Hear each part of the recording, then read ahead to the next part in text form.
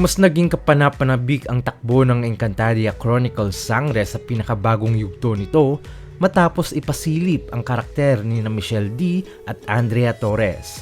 Matapos ang emosyonal na pagtatapos ng Deva's Arc, muling binuksan ng serye ang kwento ni Hera Cassandra na ginagampanan ni Michelle D.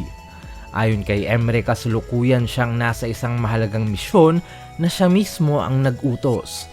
Ang pahayag na ito ay nagbigay ng pahiwatig sa nalalapit na pagbabalik ni Michelle sa palabas, isang pagbabalik na inaasahang magiging sentro ng mga kaganapan sa papalapit na climax ng serye.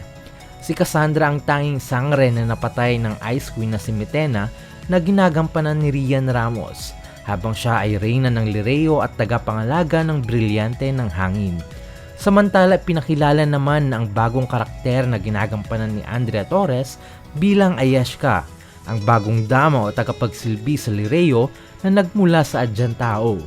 Nakilala siya ni Mitena habang nagkukunwaring si Samina at inaasahang may mahalagang papel si Ayeshka sa mga susunod na kabanata ng kwento.